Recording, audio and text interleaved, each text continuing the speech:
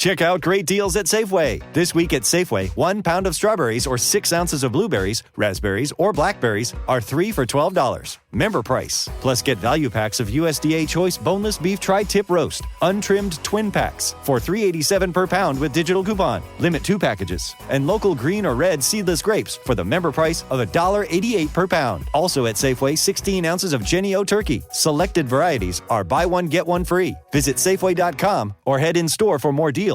It is Ryan here, and I have a question for you. What do you do when you win?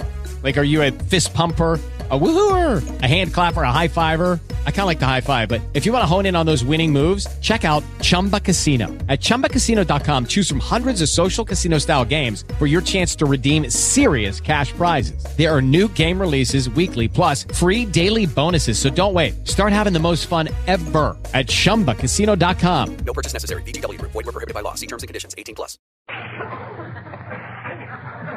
The Johnson Wax Program with Fibber, Mcgee, and Molly.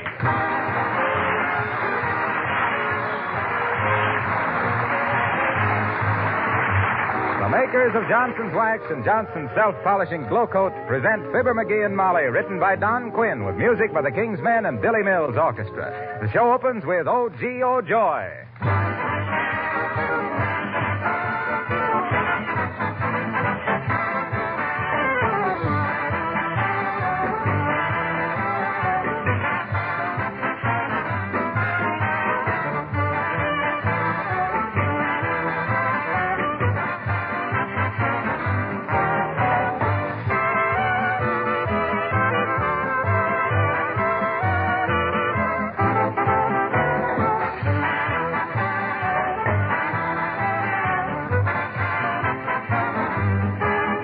Last week on this program, I mentioned something that caused a good deal of comment. I said, a waxed house is a clean house, and a clean house is a sanitary, healthful one. Do you remember?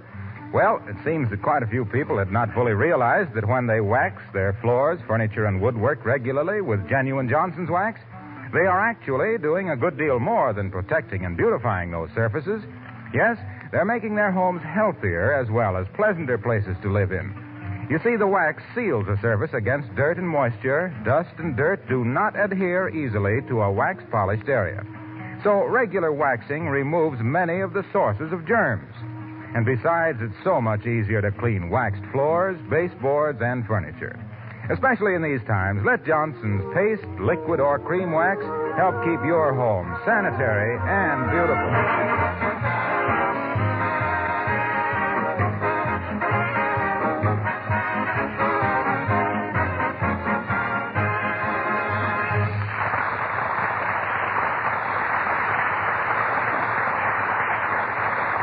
Well, about this time of the, quote, happy, unquote, Yuletide season, every husband begins to get that cornered rat look about his eyes. But the Squire of 79 Wistful Vista looks even more desperate than that. Something is definitely perturbing our hero. For further details, we join Fibber, Mcgee, and Molly.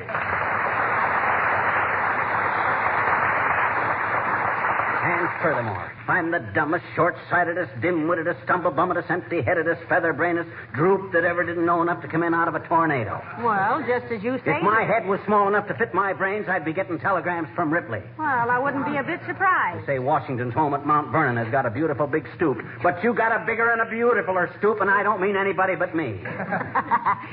You just say that. I got the IQ of a microbe. I think when I die, I'll leave my skull to the Smithsonian for a doorknob. How charming. As dumb as I am, it's a wonder to me I ever got out of the 3rd grade. It's a wonder to me you ever got in. You ain't whistling Dixie there either, sir.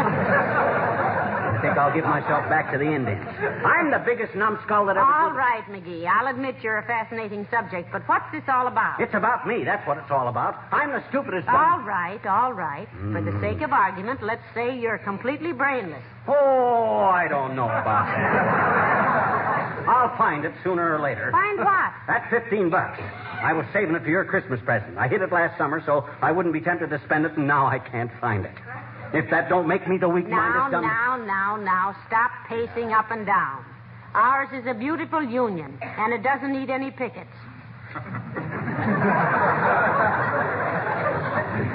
tickets are still laying there. And I'm getting desperate. Only 8 more shopping days before Christmas, and I've looked every place. Calm yourself. What man can hide, man can find. Yeah. Where do you usually hide your extra money? I don't usually have any extra money. But when I did, I used to put it in the sugar bowl. Did you look there? Yes, but I'm using it now to keep stuff more valuable than money. What? Sugar.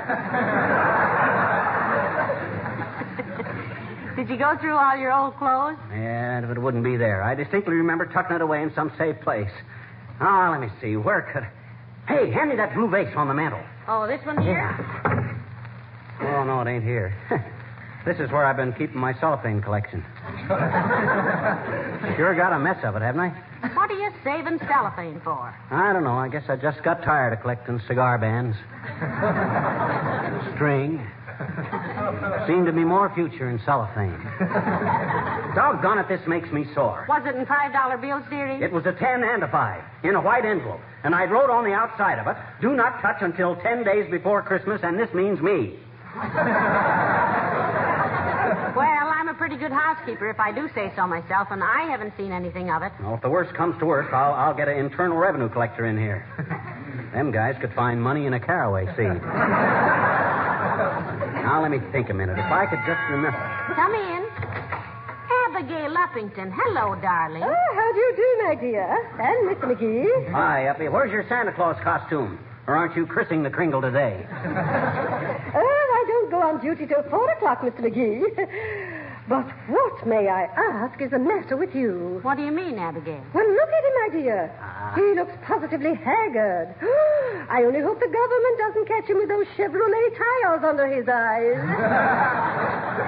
I ain't been sleeping good, Uppy. I got pernicious insomnia. I'm worried. Yes, he hid $15 for Christmas shopping, Abigail, and now he can't find it. For 3 days now, he's been prowling around the house like a mouse after a cat.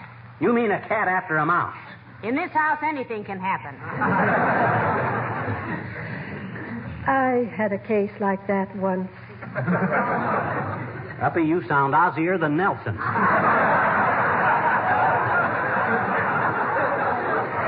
What happened with you? Oh, I was simply frantic because I thought I'd mislaid a ruby and emerald bracelet. But the solution was so simple, it was ridiculous. Well, what was the solution? Maybe it'll give McGee an idea. I suddenly realized I had never had a ruby and emerald bracelet. That's silly. And I thought I was dumb. Uppy, you're as giddy as a steeplejack full of applejack. I'm afraid I was at that time, Mr. McGee. You see, I was just a girl out of finishing school and madly in love with a handsome young lieutenant. Oh, sure. Ah, well, there was something awfully romantic about those Civil War uniforms, Abigail. Yes, indeed, they certainly were. I beg your pardon, Mr. McGee. Don't mention it, Abigail. But what girls' school did you go to? Oh, Ward Belmont, my dear, in Nashville, Tennessee. Oh, I can close my eyes now and smell the magnolias on the campus. That's my hair, Uppy. I just come from the barber shop. It is Magnolia. It's Jockey Club. Well, do remind me, my dear, sometime to show you the pictures of my class. I was captain of the croquet team, you know. No. Well, call me Virginia and watch me reel.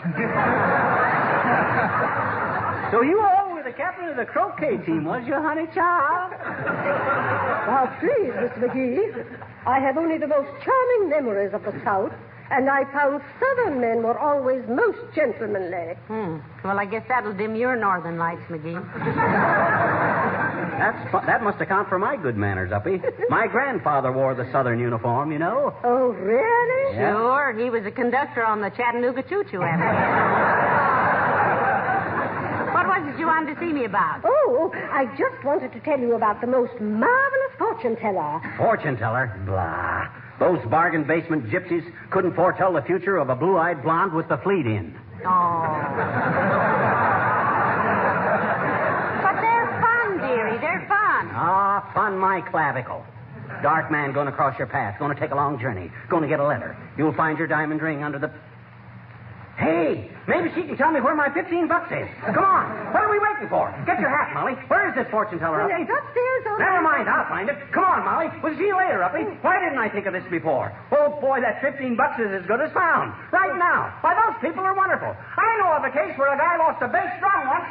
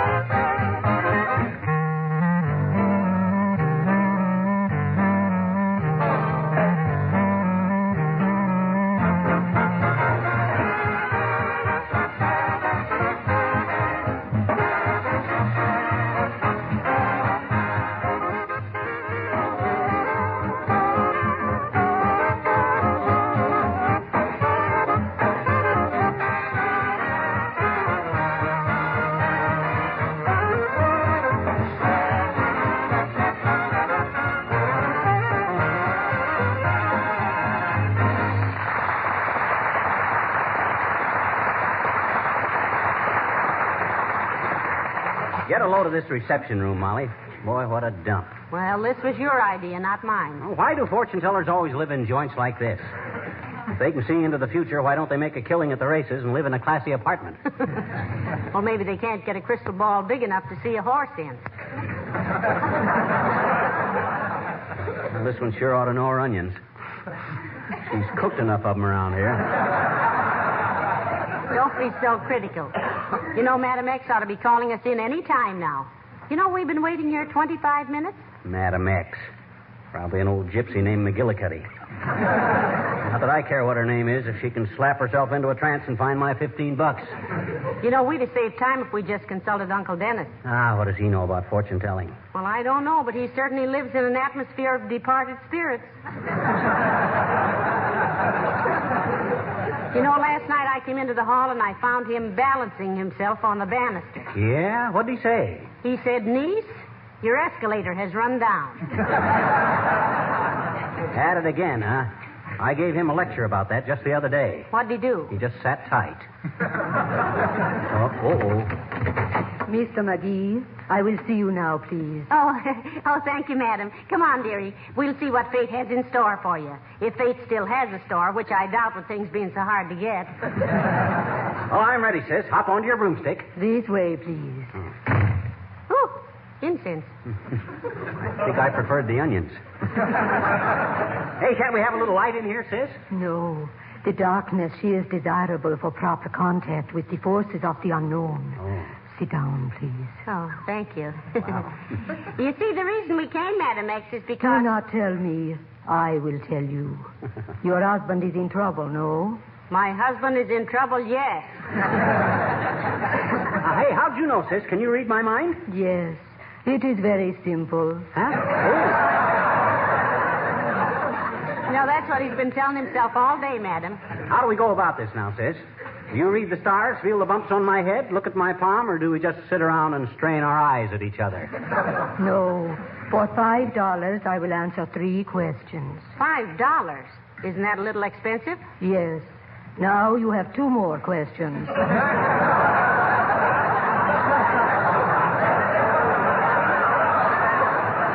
We better not waste any time, Molly. Here's the question, sis. Where's the $15 I was saving for my wife's Christmas present? It is right where you are putting it. Now, you have 1 more question. Heavenly days. We're not making much progress, are we? No. Now, for another $5, I will answer 3 more questions. Oh, no, you don't, sis. Come on, Molly. I ain't going to pay her $10 to find 15. Here, sis, here's your $5. Thank you. You must come again and see Madame X when you are troubled with business, love, or marriage. Who, us? Do we look that silly? Do you think we like to be gypped? That is 3 more questions. I will answer the first one by Come saying... on, Molly, come on, quick. Well, my goodness, McGee. We didn't get much satisfaction in there, did we? Well, yes. She at least says that dough is still where I put it. That's some comfort. Well, come on, let's go home and see. Well, hello there, folks. Say, have you been consulting Madam X? Yes, if you call it that, Mr. Wilcox. The way that dame clips you, she ought to be a barber in a boot camp. You going to consult her, Junior? Sure. I was in here last week for advice. About what? Oh, business. I asked her how the future of Johnson's Wax stacked up. She said it had a very bright and sparkling future. Oh. She said that in times like these, when conservation was so important, more housewives than ever would preserve and protect their floors with Johnson's Wax. And what was the second question, my fellow chump? Well, then I asked her which of the Johnson Wax features I should emphasize, and she said health. Because Johnson's Wax seals the surface against dust and dirt and dampness and gives the housewife so much extra rest and leisure. Oh, and the third question? That's where I made my mistake. I asked her if my pipe bothered her. And she said yes and soaked you another fin. Boy, what a racket. Say, why on earth are you coming back, Mr. Wilcox, if you knew you'd been cheated? I want to ask her if she took my watch. Mr. Wilcox, I will see you now. I'll say you will, baby. So long, folks. What? Well, let's get on home, McGee. We'll turn the house inside out when we find that $15. And believe me, the next time I hide something, I'm going to hide it in plain sight. This'll teach me a lesson. If I wasn't such a sap-headed, beetle-brained, lop-eared, low-browed, blithering Luckiest tricks I ever heard of anything. Well, now that we're home, where'd we better start, McGee? Oh, I don't know. I remember putting it in a place where I could lay hands on it at a minute's notice. You say the $15 was in a white envelope. Yes. Well, that shouldn't be so hard to find. Would you put it behind one of the pictures? No, I looked behind all the pictures this morning. I turned Whistler's mother around so many times she almost fell out of her chair. Say, maybe you put it under a rug. No, I've had them up too many times. I'd have seen it. Oh, why can't I remember? I must have a skull full of rice pudding. I'm the biggest drip this side of Niagara Falls.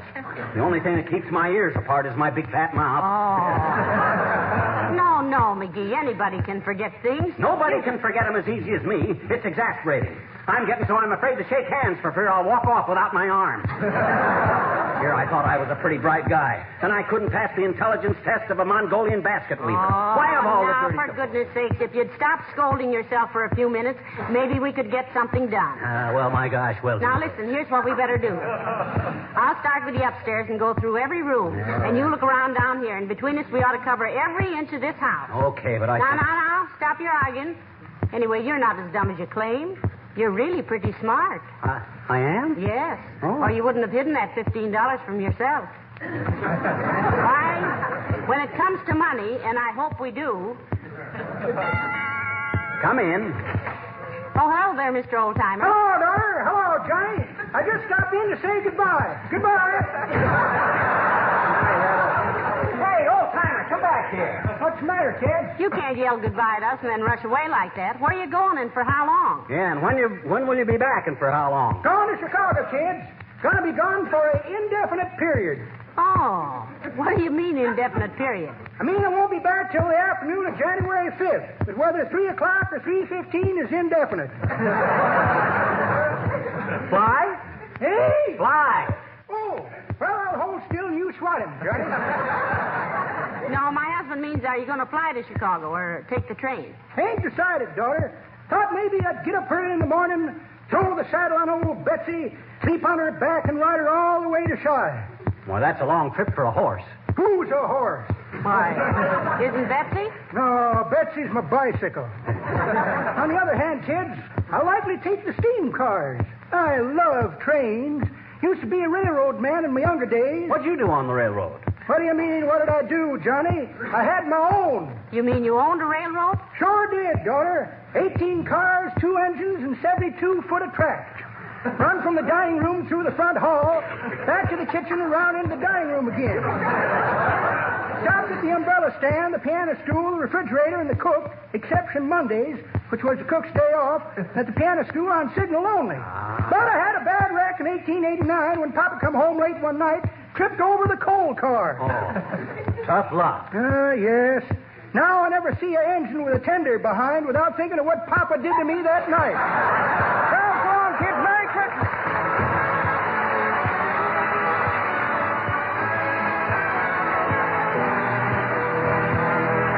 The Kingsmen sing I'm Dreaming of a White Christmas.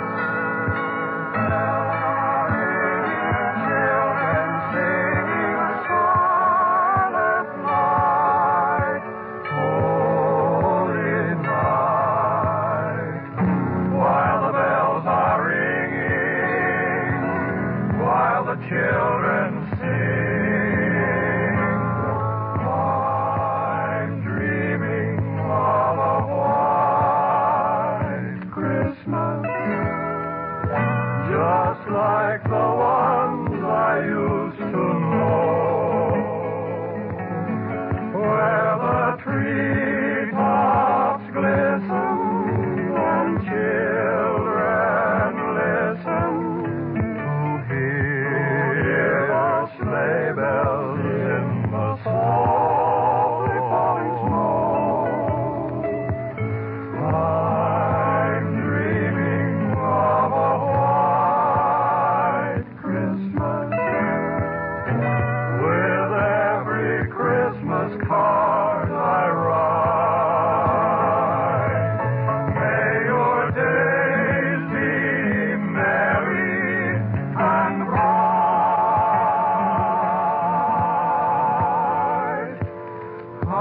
May all your Christmases be white, and all year through, may every wish you make for Christmas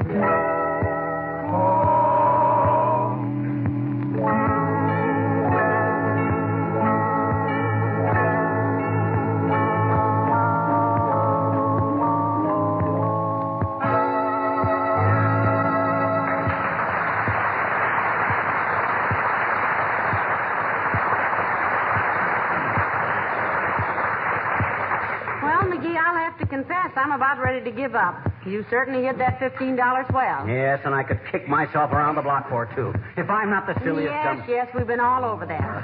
Are you sure you had $15 in the first place? Sure, I'm sure. A 10 and a 5. And they were earmarked for your Christmas present, too. They were what? Earmarked. That's what the government does with money, so that's what I do. How? Well, I put ink all over my ears and pressed both bills against them.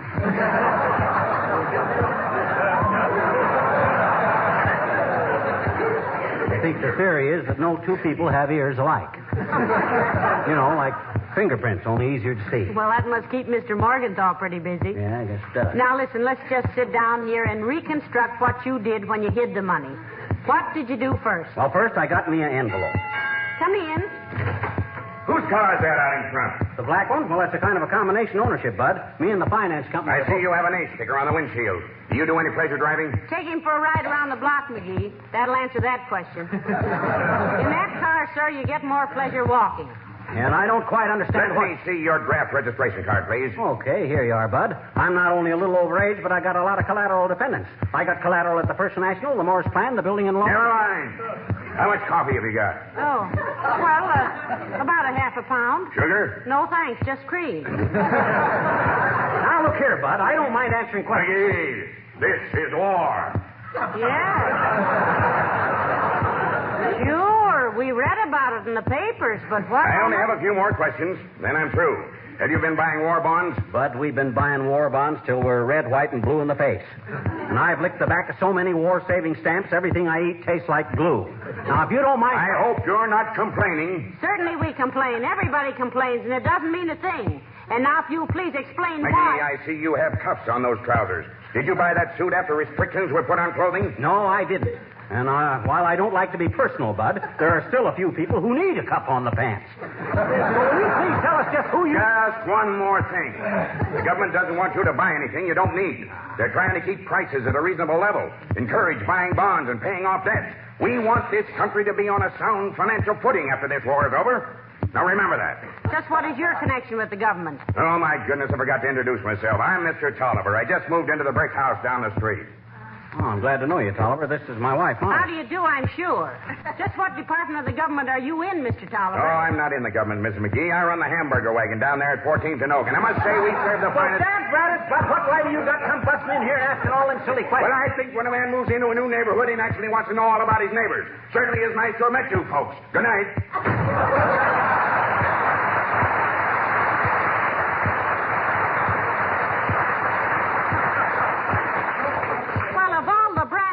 People I ever Tells met. me I'm going to have trouble with that mug.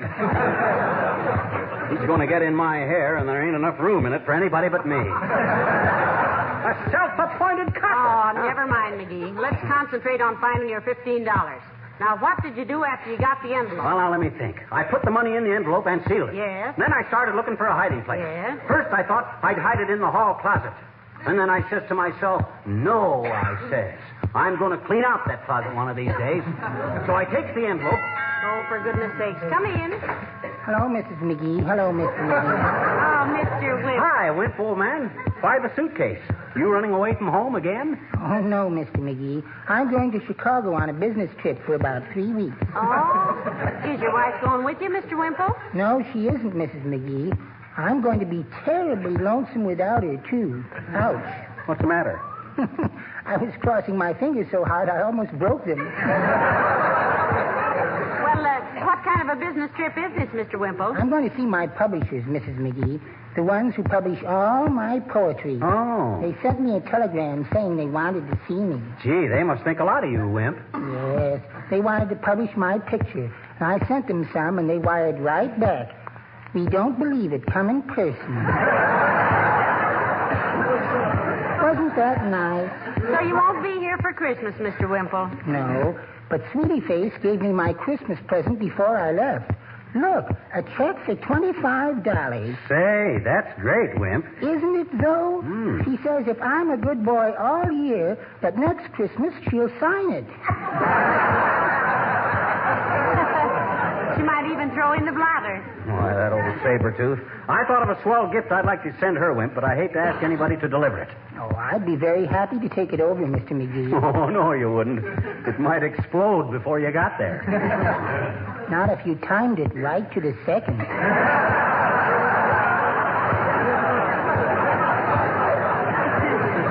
What did you give your wife for Christmas, Mr. Wimple? A great big bottle of cologne, Mrs. McGee, to be opened on Christmas morning. Cologne, eh? What kind, Wimp? I mixed it up myself, Mr. McGee. Mostly carbolic acid. Oh. Why, Mr. Wimple, that's liable to take the skin right off her face. Yeah. Yes.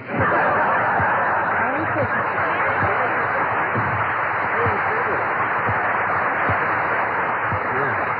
3 weeks away from that gunner's mate of his, and Wimp will be a new man. Poor little fella. I'll be a poor little fella myself if I don't find that $15.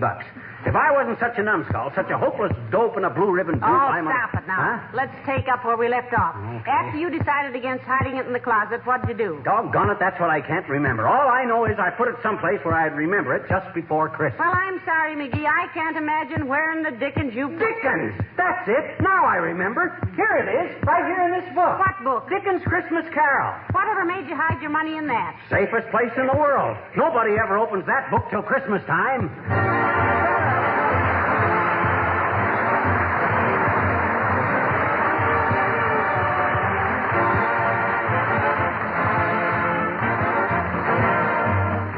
Winter weather is hard on our floors. We might as well admit it. When snow and slush and wet get tracked in, the floor surfaces need the protection of a tough coat of Johnson's wax.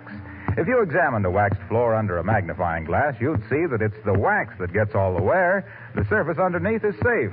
And don't forget that with genuine Johnson's wax, you can touch up heavy traffic spots whenever necessary without having to re-wax the entire floor.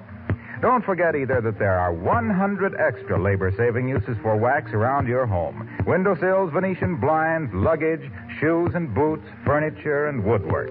In these times when we have to take better care of the things we have, wax is a helpful ally.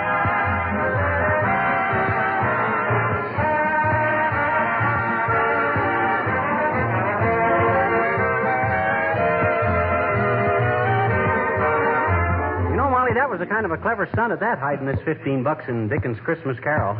Maybe I ain't such a fool after all. No, you really have some bright moments, McGee. Yeah, I guess I do at that.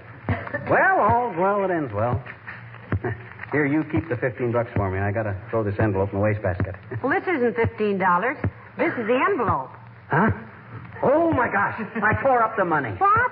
Oh, if I ain't the worst muddle-headed, more than ever should have had $15 in the first place. I'm the dumbest, dilliest, dim-wittedest, good night. Good night, all.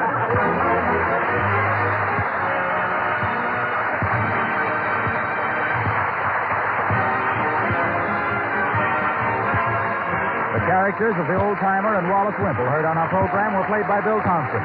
This is Harlow Wilcox speaking for the makers of Johnston Wax Finishes for the home and industry, inviting you all to join us again next Tuesday night. Good night. This program reached you from Hollywood. Check out great deals at Safeway. This week at Safeway, 1 pound of strawberries or 6 ounces of blueberries, raspberries, or blackberries are 3 for $12. Member price. Plus get value packs of USDA Choice Boneless Beef Tri-Tip Roast, untrimmed twin packs for $3.87 per pound with digital coupon. Limit 2 packages. And local green or red seedless grapes for the member price of $1.88 per pound. Also at Safeway, 16 ounces of Jenny O turkey. Selected varieties are buy one, get one free. Visit Safeway.com or head in store for more deals. Lucky Land Casino, asking people, what's the weirdest place you've gotten lucky? Lucky? In line at the deli, I guess? Aha, in my dentist's office. More than once, actually. Do I have to say? Yes, you do. In the car before my kids' PTA meeting. Really? Yes. Excuse me, what's the weirdest place you've gotten lucky? I never win and tell. Well, there you have it. You can get lucky anywhere, playing at LuckyLandSlots.com. Play for free right now. Are you feeling lucky? No purchase necessary. Void where prohibited by law. 18+. Terms and conditions apply. See website for details.